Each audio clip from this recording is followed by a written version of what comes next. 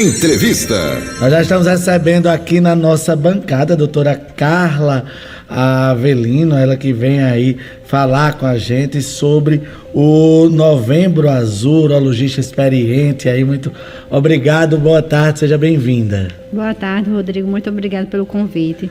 Doutora, estamos vivendo aí o Novembro Azul, que é justamente um momento aí de prevenção ao diagnóstico precoce do câncer de próstata. Saímos do Outubro Rosa, entramos no Novembro Azul, que é aí um câncer mais comum entre os homens. Como é que está esse momento de conscientização nesse mês? Quais são as atividades que estão sendo pensadas para esse mês alusivo a essa conscientização? Pois é, o câncer de próstata, ele é o câncer que atinge, ele é o segundo câncer mais frequente nos homens.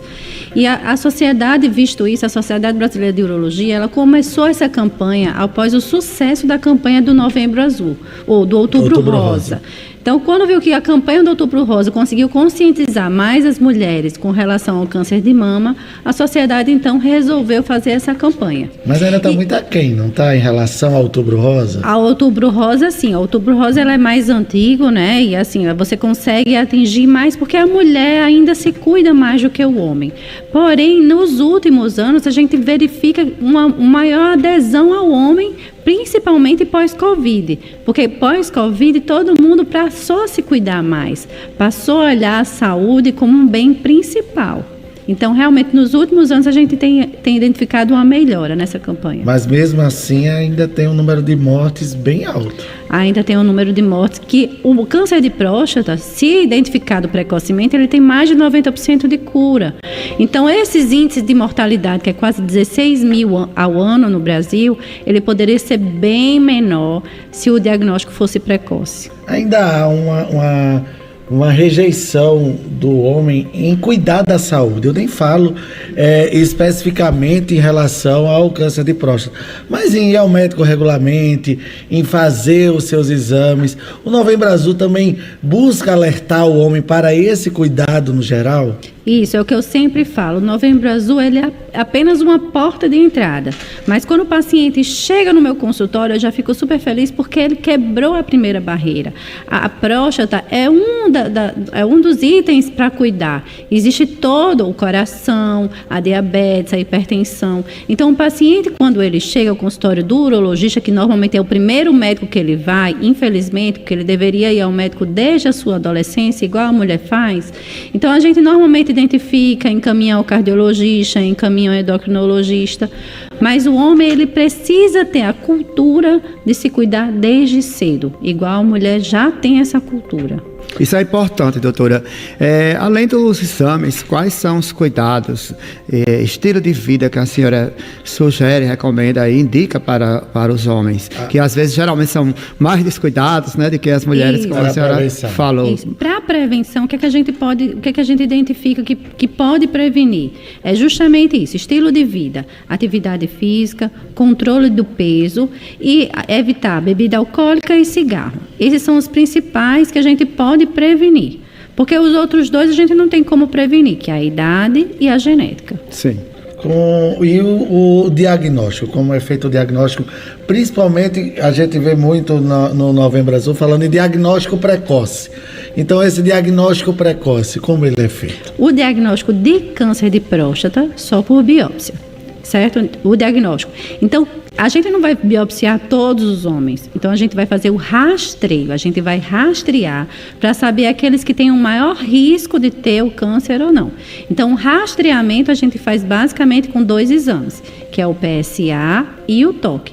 Algumas situações a gente pode fazer uma ressonância também, sendo que a gente avalia sempre caso a caso. Na população em geral, o que é feito? PSA, que é um exame de sangue, e o toque, que faz parte do exame físico. Um interliga o outro, ou seja, dependendo do exame do PSA que ele é encaminhado para o toque ou não, os dois são necessários. Pois é, essa é a dúvida que os pacientes acham que o toque eu vou encaminhar para um toque. Não, o toque ele é feito no consultório mesmo, ele faz parte do exame físico.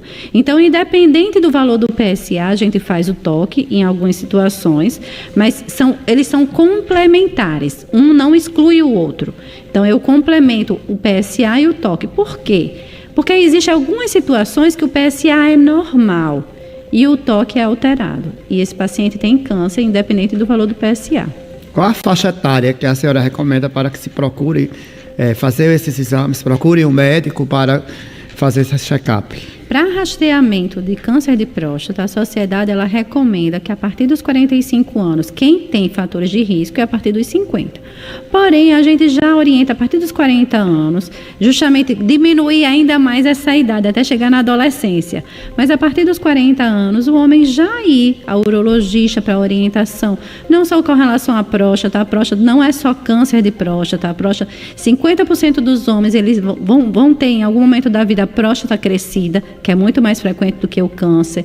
Então, a partir dos 40 anos, ele já pode procurar o seu urologista para ficar acompanhando. Sim. Mas para rastreio, para a população normal, 50 anos e 45 para quem tem fator de risco. Ô, doutora, A senhora fala que em alimentação saudável, equilibrada, né?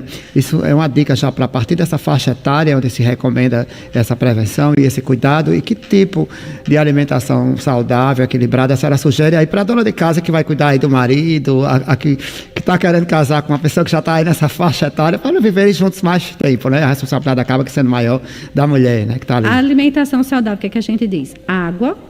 E o alimento ele tem que ser o mais diverso possível. Ele tem que ter verdura, ele tem que ter fruta, ele tem que ter cereais. Então, aquele prato bonito que é o arroz, o feijão, a salada, a proteína, isso sim é o saudável.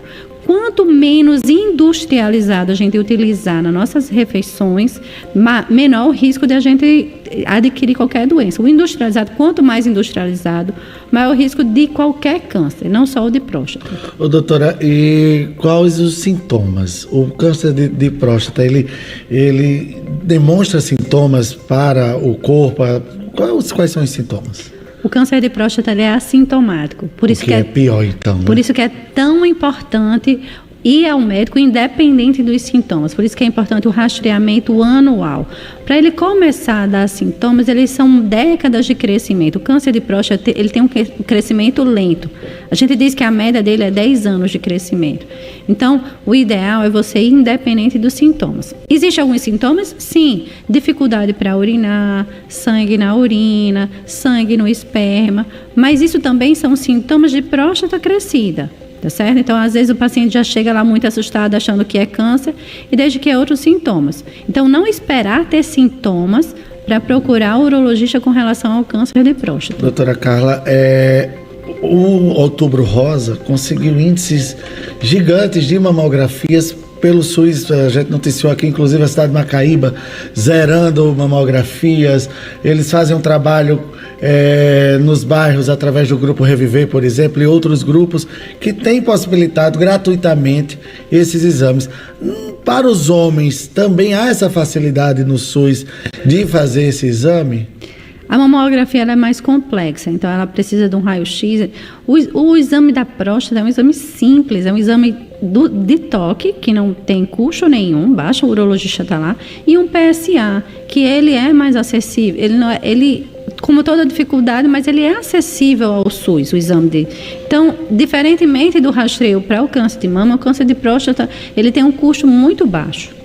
Mas as especialidades específicas nem sempre são encontradas no SUS. Exatamente, esse é o grande problema, é o acesso ao especialista. Que é o mais complicado. Mais complicado, É o mais difícil. E aí a sociedade tem montado atividades justamente para a conscientização nesse período? Tem feito algumas campanhas, tem feito alguns mutirões também cirúrgicos, porque também não é só dar o diagnóstico, eu também preciso tratar, né? Então, eu tenho que diagnosticar e tenho que dar vazão ao meu tratamento também. Então, a Sociedade Brasileira de Urologia, ele tem aumentado as campanhas de diagnóstico, tem feito mutirões de diagnóstico e mutirões de tratamento também, cirúrgico. O exame de toque é meio temido pelos homens, né, doutora? Ainda há esse preconceito de ir, o medo de fazer, de como é o exame? Ainda há o preconceito de tanto fazer. Tem paciente que vai à consulta médica e diz, não, doutora, esse ano eu não quero fazer, ou então quero esperar mais 2 anos. Mas assim, a gente sempre conversa, só o fato dele estar lá, já acho super importante, porque a gente conversa sobre outros assuntos. A gente pode começar com outros exames, o PSA, e começar a convencê-lo de que o exame é necessário. E a maioria dos pacientes, eles realmente aceitam o toque sem problema nenhum. Quem tem caso genético na família, precisa antecipar esses exames? Quem tem um histórico, né, o pai ou irmão, ele tem o dobro de chance de ter câncer de próstata. E quem tem 2 casos, tipo 2 irmãos, ou pai ou irmão, ele aumenta 5 vezes o risco. Então, a genética, ela é forte realmente nesses casos. Olha aí, então, gente, não só no Novembro Azul, né, mas o Novembro Azul que está em alusão a essa campanha. Vamos ver se a gente consegue aí equiparar os homens às mulheres que hoje se cuidam tanto em relação ao câncer de mama, porque eu acho que o principal, doutor, é ele não ser assintomático, porque você não sente nada, então acha que está bem, que está com a saúde boa, e ainda que o homem é difícil de ir para o médico, viu? É aquela doença silenciosa, né? Às vezes chega e já não dá mais para fazer muita coisa, né, doutora? Muitas vezes quando vem já está num estadiamento, a gente consegue tratar. Mas as complicações que ele tanto teme, vai ser mais difícil não encontrar. Porque o que é que o homem teme? A impotência e a incontinência, que são as principais complicações pós-operatórias, radioterapia.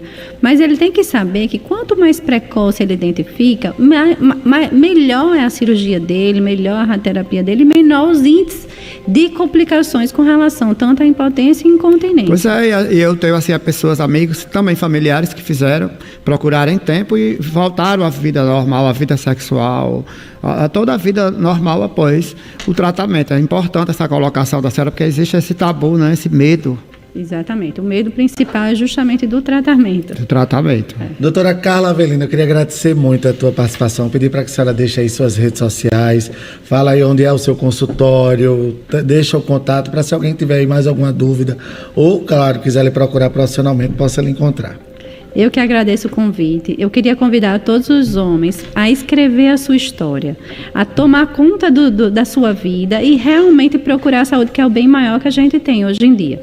As minhas redes sociais é dra.carla.avelino, tá certo? Lá a gente pode tirar dúvidas, informo também sobre outros assuntos dentro da urologia.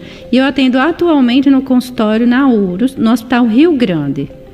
É isso aí, olha, gente, então vamos se cuidar, segue lá Carla Avelino, doutora.Carla Avelino, nas redes sociais. Se você tem mais alguma dúvida, vai lá e esclarece com ela.